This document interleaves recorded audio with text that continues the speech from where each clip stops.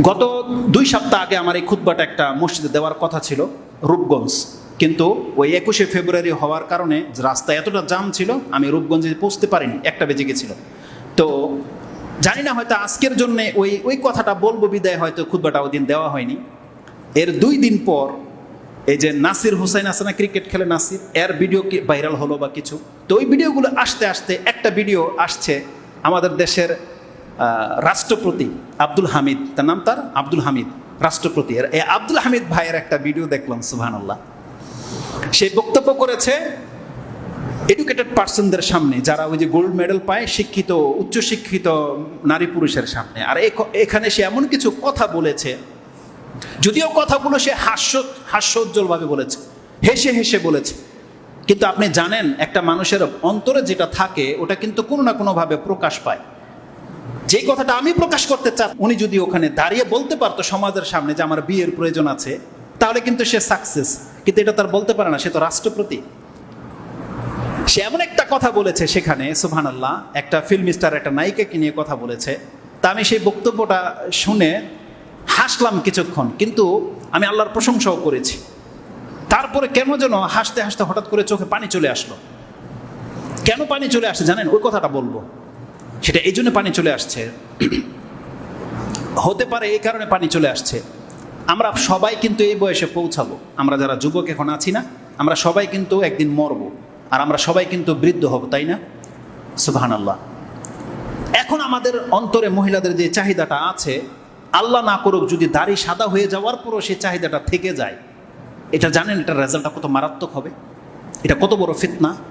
আপনার জীবনের 60 বছরের ইবাদত সব ধূলিসাৎ হয়ে যাবে, 60 বছরের ইবাদত ধূলিসাৎ হয়ে যাবে, কলঙ্ক একটা বয়ে যাবে, মাওলানার জায়গায় লুচ্চা শব্দ লেগে যাবে। এটা কত বড় ফিতনা। তখন যাই না, ওই ফিলিংসটা এখন আর আসবে না, কিন্তু আমি অনেক অনেক কান্না পেয়েছে সেই সময়। আমি একবার আল্লাহর কাছে বলেছি, আল্লাহ ফিতনা থেকে তুমি আমাদেরকে মুক্ত করে রাখো, কারণ এটা হচ্ছে চরম ফিতনা। রাসূল সাল্লাল্লাহু আলাইহি ওয়াসাল্লাম কি বলেছেন? উসামা বিন যায়েদ রাদিয়াল্লাহু তাআলা হাদিসটাকে কোট করেছেন ইমাম বুখারী রাহিমাহুল্লাহ, তিনি তার কিতাবুল নিকার মধ্যে উল্লেখ করেছেন। তিনি বলেছেন, রাসূলুল্লাহ সাল্লাল্লাহু আলাইহি ওয়াসাল্লাম বলেছেন যে আমি আমার উম্মতের মাঝে মহিলাদের চেয়ে মা তারাকতু বাদি ফিতনাতান আদাররার রিজালি মিনান নিসা, আমি আমার পরে আমার উম্মতের পুরুষদের জন্য মহিলাদের চাইতে বড় কোনো ফিতনা আমি দেখতে পাচ্ছি না। রাসূল বলছে যে আমি আমার পরে প্রত্যেক পুরুষের জন্য যে ফিতনাটা সব থেকে বড় দেখতে পাচ্ছি, সেটা হচ্ছে মিনান নিসা, মহিলা সংক্রান্ত ফিতনা।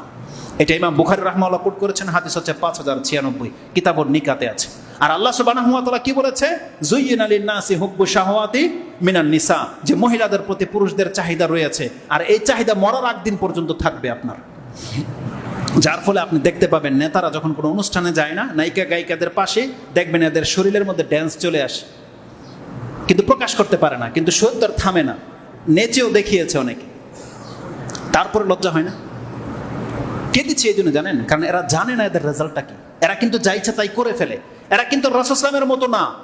ওই যে কথাটা বলেছিলাম যে রাসূল সাল্লাল্লাহু আলাইহি ওয়াসাল্লামের চরিত্র থেকে নাস্তিকরা যে অপবাদ দেয়, আজকে একটা কথা আপনাকে এও বলে দিই আমাদের পক্ষ থেকে। রাসূল সাল্লাল্লাহু আলাইহি ওয়াসাল্লামের বয়স তখন 60। রাসূল সাল্লাল্লাহু আলাইহি ওয়াসাল্লামের ম্যাক্সিমাম বিয়েগুলো 53 বছর থেকে 63, 10 বছরের মধ্যে হয়েছে। এই 10 বছর রাসূল সাল্লাল্লাহু আলাইহি ওয়াসাল্লাম প্রায় 7 থেকে 8টা বিয়ে করেছিলেন। আপনি তো রাসূল সাল্লাল্লাহু আলাইহি ওয়াসাল্লামের এই কাজে মন ক্ষুণ্ণ, তাই না, যে রাসূল সাল্লাল্লাহু আলাইহি ওয়াসাল্লাম এতগুলো বিয়ে কেন করলো? এবার আপনাকে আমি ভিন্ন অ্যাঙ্গেল দেখাই। রাসূল ছিল এমন ব্যক্তি যিনি আল্লাহকে ভয় পায়। রাসূল সাল্লাল্লাহু আলাইহি ওয়াসাল্লামের প্রয়োজন ছিল, রাসূল সাল্লাল্লাহু আলাইহি ওয়াসাল্লাম বিয়ে করেছে, আপনার মতো লুচ্চামি করে নাই।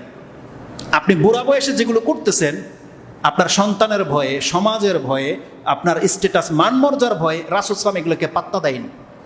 রাসূল সাল্লাল্লাহু আলাইহি ওয়াসাল্লাম ভয় করেছে একমাত্র আল্লাহকে। এজন্য আল্লাহর পক্ষ থেকে যা তাকে আদেশ করা হয়েছে, যা তিনি করতে হতো তিনি তা করেছে, কারো কোনো ভয় পায়নি। কি ভেবেছেন আপনি কত বড় পরীক্ষা? রাসূল সাল্লাল্লাহু আলাইহি ওয়াসাল্লাম শুধু আয়েশা রাদিয়াল্লাহু তাআলা আনহাকে 9 বছরে বিয়ে করেছে, এটা যে শুধু তার একটা সাইড তা কিন্তু না, এটা পরীক্ষা নয়, এটা কত বড় পরীক্ষা আবু বকরের জন্য। আরে আপনার আমার মেয়েকে যদি এখন কোনো শেখ বিয়ে করতে চায়, আর আপনার মেয়ের বয়স হতে ধরেন 15, আপনি দিবেন? যতই আপনি লাইক দেন না কেন, ও শেখ আপনাকে জীবনের চেয়ে বেশি ভালোবাসি, কিন্তু শেখেরা আপনার মেয়ে দিবেন না? 15 বছরের মেয়ে কেন? জানেন আপনার শেখের বয়স এখন 40-45, দিবেন না তো আপনি মেয়ে। আবু বকরের জন্য এটা কত বড় পরীক্ষা ছিল। আবু বকর মানতো এটা রাসূলুল্লাহ সাল্লাল্লাহু আলাইহি ওয়াসাল্লাম, কিন্তু কিছু বলতে তো পারবে না। কিন্তু তার মেয়ে তো আপনার মেয়ের দিকে আপনার ফিলিংস আসে না? আপনার মেয়ে সম্পর্কে আপনার চরিত্র কি বলেন? কোনো ব্যক্তি যদি পয়সা থাকুক, আপনার মেয়ের যদি 9-10 বছরের বয়স থাকে আর যদি বিয়ে করতে চায়, আপনার অনুভূতি কি? রাজি হয়ে যাবেন? কোনো পিতা হবে এটা? আবু বকর হয়েছিল। কেন? কারণ তিনি বিশ্বাস করেছিলেন একবার অন্তর থেকে, যেটা আল্লাহর রাসূল, তার কোনো ফয়সালা নিজের পক্ষ থেকে হয় না। কত বড় পরীক্ষা করা হয়েছে আবু বকর সিদ্দিককে। এটা আবু বকর রাদিয়াল্লাহু তাআলা আনহুর জন্য যেমন একটা আল্লাহর মেসেজ বা পরীক্ষা, তেমনি এটা মুহাম্মদ সাল্লাল্লাহু আলাইহি ওয়াসাল্লামের জন্য পরীক্ষা। 53 বছর বয়সে তাকে ওহী করা হচ্ছে যে আপনি আয়েশাকে বিয়ে করেন। মানুষ কি বলবে, আর জাতি কি বলবে? কোনো পরবা করেছিলেন রাসূল সাল্লাল্লাহু আলাইহি ওয়াসাল্লাম? কোনো পরবা করেনি। আল্লাহর বিধানের ক্ষেত্রে রাসূল কোনো পরবা করে না। একদিন নামাজে রাসূল সাল্লাল্লাহু আলাইহি ওয়াসাল্লাম একামত হয়ে গেছে, তিনি নাপাক অবস্থায়, হঠাৎ করে মনে হয়ে গেছে তিনি জুনুবি অবস্থায়। বলছে আলা মাকানিকুম, তোমরা দাঁড়াও, গিয়ে গোসল করে এসেছে। আমি আর আপনি হলে কি করতাম? সুবহানাল্লাহ। আমাদের মধ্যে আছে আল্লাহর ভয়। আমি তো আপনাদেরকে ভয় করে হয়তো সালাত পড়িয়ে ফেলতাম। কারণ বলবে কি যে হুজুর নাপাক অবস্থায় চলে আসছে, বুঝেন না? সুবহানাল্লাহ। রাসূল আল্লাহুম্মা সাল্লি আলা মুহাম্মদ, আল্লাহ তুমি রাসূলের উপরে সালাত এবং সালাম পাঠ করো। কোনো মানুষকে তিনি ভয় পায়নি। আজকে আমাদের নেতাগুলো শুধু মানুষ চক্ষু লজ্জার কারণে, মানুষের কারণে তারা পাপ করছে, কিন্তু জাহান্নামকে ভয় পায় না। আসুন জানেন এই শাস্তিটা কি হবে? কেন ওই দিন আমি বললাম যে চোখে পানি চলে আসছিল, শুধু এই হাদিসটাকে কেন্দ্র করে। ইমাম মুসলিম তার ইমানের অধ্যায়ে হাদিসটাকে কোট করেছেন, 196 নম্বরে পেয়ে যাবেন। ইমানের অধ্যায়ে আবু হুরায়রা তার বর্ণনাকারী রাসূলুল্লাহ বলছেন, সালাসাতুন লা ইউকাল্লিমুহুমুল্লাহু ইয়াউমাল কিয়ামা ওয়ালা ইউযাক্কিহিম ওয়ালা ইয়ানজুরু ইলাইহিম। আল্লাহ সুবহানাহু ওয়া তাআলা কিয়ামতের মাঠে ওই 3 ব্যক্তির সাথে কথা বলবে না, তাকে পবিত্র করবে না, তার দিকে রহমতের দৃষ্টিতে ঘুরে তাকাবে না। কারা তারা?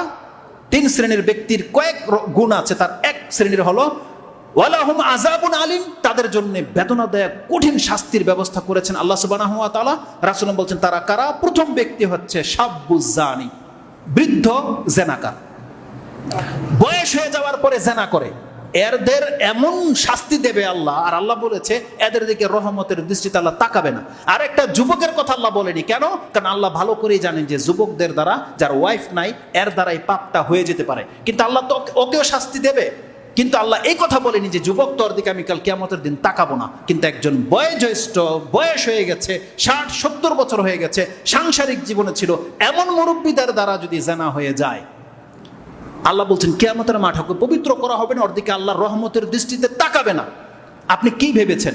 এই ধরনের এই ভিডিও ক্লিপ যখন আপনি দেখেন, আপনি কি আল্লাহর কাছে আশ্রয় চান না মজা পান? যখন দেখেন যে একটা বৃদ্ধ বয়সের লোক একটা বকরির সাথে এরকম করতেছে, একটা বৃদ্ধ বয়সের লোক তার নাতি বয়সের একটা মেয়ের সাথে এরকম করে ফেলেছে, মাদ্রাসার ছাত্রদের সাথে কোনো হুজুর এরকম করে ফেলতেছে, আপনি দেখতে পান এগুলো নেতাগুলো অমুক অমুক জায়গায় এগুলো করে ফেলতেছে, আপনি দেখার পরে কি আপনাকে আল্লাহর কাছে আশ্রয় চান নাকি আপনি টল করেন এগুলো নিয়ে? কয়জন যুবক বলতে পারবেন যে আপনি আল্লাহর কাছে আশ্রয় চেয়েছেন? কারণ এগুলো হচ্ছে ফাসাদ, ফিতনা। এটা যার জীবনে একবার হয়ে যাবে, লাইফ বরবাদ হয়ে যাবে। এই দুনিয়ার লাঞ্ছনা, পরকাল তো গেছে। এই জন্য তারা আসলে এগুলো রং তামাশা করে ফেলে, বলে ফেলে। কিন্তু সত্যিকার অর্থে যদি আল্লাহ সুবহানাহু ওয়া তাআলার ভয় এবং তার শাস্তির ভয় যদি থাকতো, কোনো নেতাই কাজটা করতে পারতো না। আর আমার যদি টাকা থাকতো, আমি 4টা বিয়ে করে ছেড়ে দিতাম। মানুষ কোন দিনের জন্য বাড়ি গাড়ি করে? নিজের সেফটির জন্য নয়, নাকি পাপ কামানোর জন্য? তাহলে আপনার তো ওই সামর্থ্য আছে, কেন আপনি পাপে লিপ্ত হচ্ছেন? কেন? কি জবাব দিবেন কাল কিয়ামতের মাঠে? আল্লাহ তো আপনাকে এটাই বলবে, বান্দা তোকে তো আমি 4টা পর্যন্ত জায়েজ করে রেখেছিলাম, আর রাসূলের জন্য জায়েজ করেছিলাম, রাসূল তো করেছে, তুমি এটা জানতা, তুমি 4টা করতা। তুমি সমাজের সামনে ভালো সেজেছ যে হুজুররা 2টা-3টা করে বিয়ে করে, তুমি তো 10টা মহিলার সাথে গিয়ে সম্পর্ক করেছিলাম, বিয়ে করে করতাম। আল্লাহ তো এটাই চাচ্ছে। কেন করবো না? সেই পবিত্র জীবন আমরা গ্রহণ করছি না। আপনি ভাববেন না যে এইভাবে আল্লাহ আপনাকে ছেড়ে দেবে। আল্লাহ সুবহানাহু ওয়া তাআলা কঠিন শাস্তি দেবে। এটা ইমাম মুসলিম 196 এনেছে যে প্রথম ব্যক্তি হচ্ছে শাব্বুজ জানি, বয়োজ্যেষ্ঠ ব্যক্তি যদি জেনায় লিপ্ত হয়, তার সাথে আল্লাহ কিয়ামতের মাঠে কথাই বলবে না। তাকে তো পবিত্র করা দূরের কথা, কথাই বলবে না তার সাথে। দ্বিতীয় ব্যক্তি হচ্ছে ও মালিকুন কাজ্জাব, মিথ্যুক সরকার, মিথ্যুক মালিক, কোনো প্রতিষ্ঠানের মালিক হোক, কোনো রাষ্ট্রের মালিক হোক, মিথ্যা কথা বলে জনগণের সাথে। এই ধরনের ব্যক্তিদের সাথে কাল কিয়ামতের মাঠে আল্লাহ কথাই বলবে না।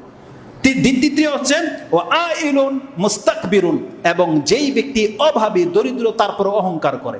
আরে মানুষ টাকা দেখে অহংকার করে, টাকার বিনিময়ে, কিন্তু যার কিছুই নাই তারপর অহংকার করবে, এই রকমের কোনো ব্যক্তির সাথে কিয়ামতের মাঠে আল্লাহ কথাই বলবেন। এই 3 ধরনের অপরাধ থেকে আমরা আল্লাহর কাছে আশ্রয় চাচ্ছি। আল্লাহ তুমি আমাদেরকে আশ্রয় দিয়ে দাও।